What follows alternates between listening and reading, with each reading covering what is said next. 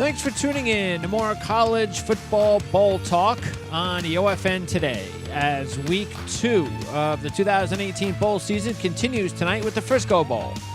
Marc Lawrence of Covers.com and I will preview this Saturday's games to get started and take another look at Marc's Playbook Bowl Report as the OFN Today for this Wednesday, the 19th of December 2018, starts now.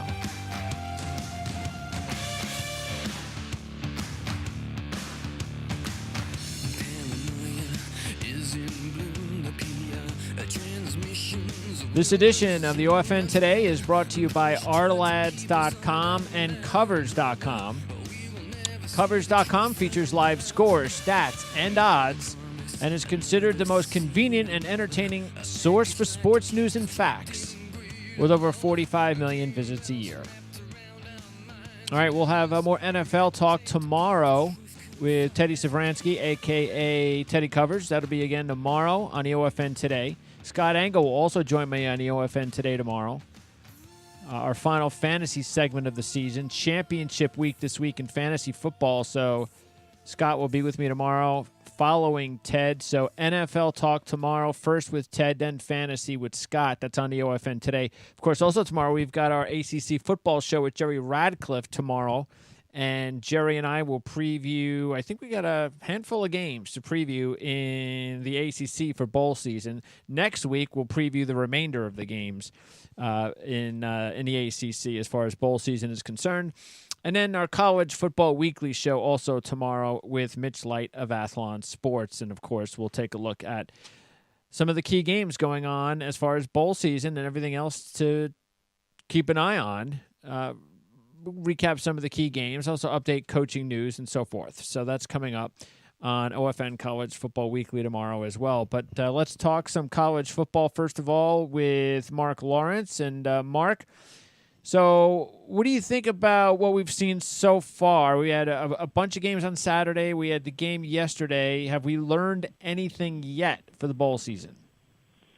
I don't really know if we've learned anything yet other than the fact that favorites have gotten off to a surprisingly good start, which is unusual in these minor bowl games. That's usually to the underdog, but that could end up leveling out between now and we get there. It looks like maybe we'll find out when in the we saw in the Boca Raton Bowl that Northern Illinois now makes the MAC 0-2 in the conference. We'll see what Ohio U does. There we go again. Frisco Bowl. Exactly right. And that's tonight. So yes, it is. What do we got? We have the speaking of the MAC. Actually, we've got several other MAC games coming up this week, not just tonight.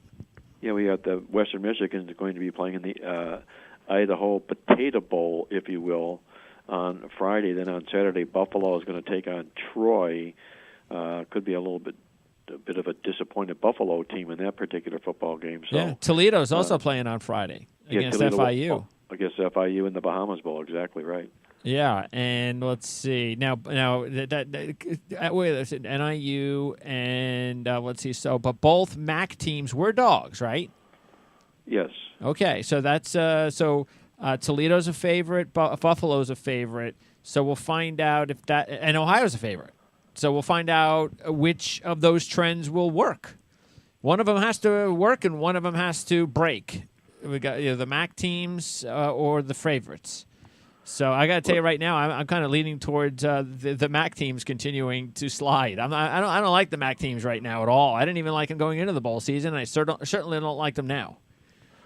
No, they had really struggled in the past. They were just 36-55 straight up, and 48-2 to the spread in bowl games, dating all the way back to 1980. So it doesn't look like there's any relief or remedy in sight for the MAC conference this year. Yeah, matter of fact, I even think that number is a hell of a lot worse if you just go back like 5 years. I don't remember exactly what it was, but I think even just going if we go back 5 years, it's like incredibly bad as far as the MAC trends are concerned. So yeah, really bad as far as the bowls are concerned, and that continues tonight with the game San Diego State and Ohio. Okay, so let's fast forward to Saturday because I did talk to Dave Koken yesterday. That's available already on demand, the games for this week, all the way through till Saturday. So let's pick up Saturday, and we're going to start with Wake Forest and Memphis in the Birmingham Bowl. So this is in Alabama, 3.5-point favorite for Memphis. So you get 3.5, 4 in that one. Look, this one is one where I'm going to have a combination. I know last week we talked about how there were some games where I didn't even need the trends or didn't want to use any of the historical trends or any trends, period. I just wanted to go based on just what I thought was the better team, and also felt that those teams who were the better team had ample motivation. But I'm looking at both of those in this game here. I'm looking at the fact that Wake's been really good away from home recently. Mike Norvell and this particular Memphis group just can't win bowl games. They can't win AAC championship games. Throw in the fact that Darrell Henderson, maybe the best player for Memphis, isn't playing in the game. He's already going to go to the draft. And Memphis is coming in just feeling real bad about themselves, while Wake is feeling awfully good about themselves. So that's why I like Wake in this one. I agree. I think all the points are valid here. You're talking about a Memphis football team that was just in their conference championship game, had a 17-point lead at the half, and ended up losing the game by 17 points. Now they're relegated to this smaller bowl here against Wake Forest, and like you say, a Wake Forest team that's absolutely thrilled to be here. They won 2 of their last 3 games to become bowl eligible. This Memphis defense is really, really questionable, not much to like here. And I also like the fact that in the last 14 games against ACC opponents, Memphis has only won 1 of those games. Wow. I think Wake Forest is the live dog in this contest. Yeah, now the only thing I'm concerned about is Greg Dortch and his finger. He's the big receiver playmaker for the Demon Deacons. But Cade Carney had a huge game in his last game. So even though Colburn's dealing with an injury, don't worry about that. I also like the fact that the new quarterback, Jamie Newman, who's had to come in for the freshman, Sam Hartman, I think he's been better. I think he's going to be the starting quarterback next year. And I think and sometimes that happens, especially in college. It's not – and he's like the third string. When the season began at Wake Forest, third or even fourth string before the season began. So Dave Clawson's doing a really good job at Wake, and they came in flying high after that 59-7 win at Duke. Well, they say that opportunity presents itself in bowl games for players because you've got next year to look forward to. So I think it's a situation that will end up benefiting Wake Forest in the game in the end result, and I think they can rally around the situation, forge forward here, and beat what I think is a deflated Memphis football team. Yeah, they just can't win big games, and that's a confidence issue, no question about it. Again, 0-2 so far in bowls under Mike Norvell. This is year 3 for Mike Norvell, and he's also coached both championship games and lost both championship games. So he's basically had 4 big games, and he's lost them all. And again, Darrell Henderson is not playing, and if you want to know how important that is, he's got 3,545 career rushing yards, 36 career touchdowns, and 63 career receptions, and he will not be playing in the Birmingham Bowl. All right, Houston and Army. Now, this was one of the games. This is one of my top plays we talked about last week. It was a 3-point spread at that time. No big surprise that it has now moved up to 4.5. Wouldn't even surprise me if it moved up even more. No Ed Oliver, the backup quarterback, has to play, and he's a true freshman. You've got a banged-up defensive line besides Oliver going up against that second-ranked rush offense. This is the only thing Houston's got going for him. This game is being played in Texas. Well, that's about the only thing I think they have going for them here. As you mentioned, the player defections, the player injuries, the backup quarterback. All of this is attributed to this line moving more than a touchdown in Army's favor, and I think for all the right reasons. Army's playing this game to win their 11th game of the season. That would be the most ever in their school history. So they're geeked about doing just that. Yeah. Also, Army recruits as well in the state of Texas as does any team in college football. They've got 23 players in their roster that are from the state of Texas. So whenever they do travel to Texas, the Longhorn State, they get up for those football games looking to impress possible recruits in the contest here. And you have to like the fact that, as the disciplined manner of military teams in bowl games pays off. 33-13 to the spread, military teams in bowl games here. I think Army's got a lot to play for in this football game against this rotten Houston defense, who comes into this football bowl game, the worst defense of all the bowl teams here, and now without their star defensive lineman, their starting cornerback here. I think it's a bad situation for the Houston Cougars. And one of the trends, you've got about 1,000 of them in your bowl report that's available at playbook.com. Here's an interesting one. Army, because some people might think, which is just not the case. You've already given indication of how these teams are, the military teams and bowls. But just another example is don't think Army is just going to rest on their laurels after beating Navy, because they are 6-1 against the spread in bowl games after beating Navy. So that's something to keep in mind too. All right. Let's now move on to there's two other games going on Saturday. We'll go with the night games. Troy and Buffalo is one of them. So here's one of those MAC teams. Buffalo just choked away the MAC championship game against Northern Illinois. We saw yesterday. Northern Illinois just they didn't deserve it. I mean, they're just not all that talented of a Northern Illinois team. UAB blew them out yesterday. Buffalo, I got to wonder how they're going to feel after losing that game. They've actually lost 2 out of their last 3 now, so they go down. And they're a 10-3 football team taking on a Troy team that basically gets the home state. I mean, they were playing this game in Alabama. Head coach Neil Brown is 2-0 in bowls, and that's happened over the last couple of years. And the Sun Belt, really, if you take a look, the Sun Belt versus the MAC over the last couple of years, Sun Belt has been a much better representative in bowl games than the MAC. Buffalo, though, let's keep this in mind, never, ever, ever won a bowl. Well, I can say that for probably a lot of the MAC teams as well. And I think you hit on some good points here about Buffalo here. I think they come in a deeply disappointed team as well. Yes, it's been a 10-win season here, but they lost 2 of the last 3 games. Most importantly, the last to Northern Illinois in the MAC championship game, in which they blew a late lead in the football game. So I just wonder if they feel good about being in this Dollar General Bowl. I'm a big fan of Neil Brown, the Troy head coach, and when I do my 2019 Playbook Football Preview Guide magazine, I fully expect to be writing about Neil Brown being a head coach at a Power 5 conference between now and the start of next football season here. He's done a terrific job with this program. He's also been outstanding in his career against good opponents, teams that have a win percentage of 666 or better. He's won 8 of the 12 games straight up, and he's gone 10-1-1 against the spread. So he gets his games up for teams with good records. He's also 9-3-2 to the spread as an underdog. I like Troy's chances in this game pretty good here. I think Buffalo comes up flat in this contest. All right, and then the final game on Saturday night is the Hawaii Bowl. So, of course, this is a late start, Louisiana Tech and Hawaii. And, look, the Bulldogs, Skip Holtz has done a very good job with this program. They've been one of the better Conference USA teams since he's been there. They've won all 4 of the bowls that he has coached with the Bulldogs. That's actually happened over the last 4 years.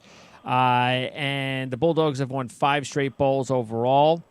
He's won 5 straight bowls overall, Skip Holtz. So he's 6-4 all time, but he's done a real good job here at Louisiana Tech. They've got a great defensive lineman in Jalen Ferguson playing his last game with 42.5 career sacks, going up against that high-powered Hawaii offense. That's a nice little matchup there. Hawaii ended their season strong, winning the last 2, beating San Diego State in the finale in OT. They're the home team here. They're just a 1-point favorite to pick them. I don't know. I just don't think this is a very good Louisiana Tech team. I think Holtz has gotten the most out of them this season, and I just like the way Hawaii ended their season. I think they got their confidence back again. That's important. I didn't like the way Louisiana Tech ended their season, getting beat up in their home finale versus putrid Western Kentucky. So I'm going to go ahead and take Hawaii in this one. Well, the reason that you don't like Louisiana Tech is the reason I like Louisiana Tech. And it's simply put that teams that lose their last bowl game as double-digit favorites are outstanding in bowl games. They tend to get themselves back up off the mat after being red-faced and embarrassed. you're looking at a Hawaii football team that was favored in 4 games this year against FBS teams. They didn't win the money in any of those 4 football games. They were badly out-yarded and outstatted in the games. And if you go back and you look at the last 22 games, Hawaii has been a favorite. They're 3-19-1 against the spread. It's a team in Hawaii here that brings a horrible defense into the football game. They allow more yards than they gain. And, in fact, against other bowl teams, they've allowed 111 yards more than they've gained in those particular games as well. I just feel personally that everybody's looking at Hawaii here because of the home field here, and it's for the wrong reason. The 9 games that Hawaii has played at home, they're 5-4 straight up and 4-5 to the spread. So playing at home hasn't really been a benefit to Hawaii in these particular football games. And Skip Holtz is indeed the best underdog coach in all of college football. 48-24 against the spread, 4-1 as an underdog in bowl games. I think the wrong team is favored here. I like Louisiana Tech. All right, well, keep in mind it's only 1. So that could change, and wouldn't be surprised if it did. Who knows? Well, that's something to keep an eye on, though. So keep an eye on whether Hawaii is the favorite in this game. It might even be something if you really want to go into those trends to just wait to the last hour or two just to make sure what the line is. Feel kind of good about it. Adrian Hardy, by the way, is a pretty good wide receiver too to keep an eye on at Louisiana Tech. He's had himself a really good breakout season, over 1,000 yards receiving. So we'll see how it goes. Yeah, I don't think that the home team thing is going to matter much here at all. I agree with that. We'll see. Just not very impressed with this Louisiana Tech team this year. That's the only thing. But we'll see. It's a bowl game and it's in Hawaii. And hey, I only wish this was on Christmas like it used to be on. Yes, it would be nice if it were. Yes. Yeah, I don't know why they got rid of that. I'm sure it had something to do with I don't know. I'm sure somebody came around and said they didn't want these kids to play on Christmas. You know, like the kids would care if they were playing on Christmas. Really? Yeah. All right, so let's go to the final 2 games we want to talk about today. These are the 2 games after Christmas. We'll start with the Cotton Bowl game, and that is the first responder, BC and Boise. Boise's about a 2.5, 3-point favorite in this one. And I really like Boise in this game. Kind of interesting that the odds might have gone down just a little bit. But look, BC's bringing in, starting a new offensive coordinator. Loeffler's off to Bowling Green to be the head coach. Dillon is still not 100%. He's dealing with an ankle injury. For Boise, I know they probably don't feel good about losing the championship game the way they did, but they ended their season very strong. It's been a good season. This is Rippon's last game. I haven't been behind Boise much this year. I just don't also like the way BC ended their season. It wasn't just their last game. They didn't play well at all for like their last 3 games. That disappoints me a little bit.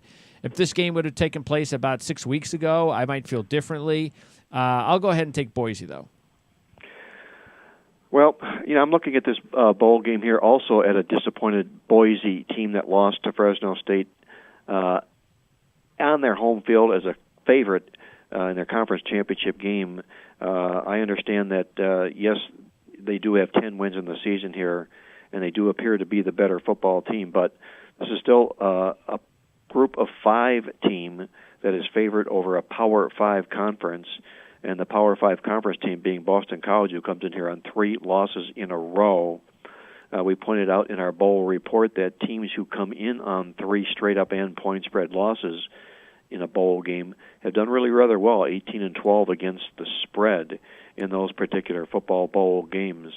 Boise is bowl tested. This is 17 years in a row that they are in going to a bowl game. But the fact that Mountain West Conference bowl teams that take on opponents that are back-to-back losses are just 4-8 straight up into the number is going to put me on Boston College in this game. And then the final game to talk about here today is the Quick Lane. This is the second game on the 26th, and Georgia Tech's a 5.5 point favorite against Minnesota. Minnesota gets to a bowl after blowing out Wisconsin, the final game of the season. But do not like what I see out of Minnesota coming into this one. They have about 6 or 8 players that have been held out of practice due to violating team rules. This always happens around the bowl season. What also now is going to be a new tradition, and that players are deciding to skip the bowl games to go to the NFL draft. Their top defender, Blake Cashman, will not play. Our offensive tackle, Donnell Green, will not play. And by the way, with Cashman not playing, that's their top linebacker missing a game against the triple option. And Georgia Tech coming into this game, playing for Paul Johnson in his final game. All of that, for me, points to taking the Jackets. I can totally understand where you're coming from in this game. My problem is twofold. Number one, when we did the bowl report, the players from Minnesota that you talked about were still going to play. They're not right now. So when we made a projection in the bowl stat report, it favored Minnesota here. Okay. And I cannot come off of that projection. All right. That's because okay. I'm in print with it. Okay. Well, now Okay. now I guess now you've come clean, so that's good. You got a Right. little wink to come clean. Got it. Yes, I do. Okay. Which means that while we did call for Minnesota, we called upon P.J. Fleck being so good he is. in non-conference games with Minnesota. He hasn't lost a game. He's won all 6 straight up on the scoreboard. This is Paul Johnson's final game with Georgia Tech. He's going to retire after the football game. I'm a little bit surprised that he decided to stick around, which is probably a good omen for Georgia Tech in the fact that he wanted to send these players off with a win. And this is just, like you mentioned, this triple option offense that Minnesota doesn't see a lot of. If you take a look at Minnesota and what they do rushing defensively, they allow 170 yards rushing a game. That's not good in this rushing offense of Georgia Tech here. So I can understand all of the fundamentals, all of what's going on with Georgia Tech being a side in the football game, and I think the number is going to grow between now and then because of all of what you just mentioned here. Yeah. But because I'm in print with Minnesota in the bowl game, to you, I'm saying I'm going to have to pass the game. It's okay. I get it. All right. So how's the playbook looking so far based on the initial bowl games? Anything that you've noticed? You've got a lot. I mean, again, we got 34 more games or something like that? Yeah, we got the majority coming up here. It's been pretty much for the favorites early on to start with, which is not really our cup of tea because we're primarily dog lovers, and especially in these minor bowl games. So we're going to count on San Diego State tonight to kind of maybe get a win or two back for us moving forward here. But I still think that the underdogs will have their say between now and New Year's Day. And that might be a good indication that, again, look, we got a long way to go, but usually the dogs do come through, so maybe it is a good time to look that way. And I do like San Diego State tonight. I like the fact that Rocky Long is got time to prepare for the Ohio rushing offense, and San Diego State is one of the best rushing defenses in the country. I also expect San Diego State to have some motivation based on the way they played at the end of the season. They also lost a bowl game last year, and I also threw out the trend on the show with Dave yesterday about how Rocky Long has been a great head coach in the last 10 games as a dog. I think he's won like 8 or 9 straight up as a dog. So all that, and they're playing a MAC team. All that led me to believe maybe Aztecs were in a bet. It's a short number. It's only 2.5 or 3, right? It's a short number, but it's the right situation, I believe, for San Diego State. And the bottom line being here, as you mentioned here, you have a MAC team that's favored against a pretty good Mountain West Conference team. Yeah. Yes. By the way, exactly. The Boca Raton Bowl. Another thing you have in the playbook reports, you have the college football bowl, all-time bowl. Well, you got the bowl results from 98 to the last 20 years. Is that what that is? Like a bowl, the bowl results going back 20 years, I think. And if you just look at the Boca Raton Bowl as an example from last night, you noticed that 3 of the 4 going into the game yesterday that had won were the favorites, and that's now 4-5. So another little cool thing that you can check out. If the more trends on your side, the better. And UAB certainly looked the better team, and they were the better team. I know the Conference USA may not be all that great this season, but the fact is UAB played like a much better normal Conference USA team. So anyway, check out theplaybook.com, the playbook that's available on your website at playbook.com, right? Yeah, the Bowl Stat Report. It's available at playbook.com. And as you mentioned, Greg, there's still a lot of bowl games ahead, so you do yourself well to put that in your favor, just having this bowl report before you go out and check those boxes and make your plays.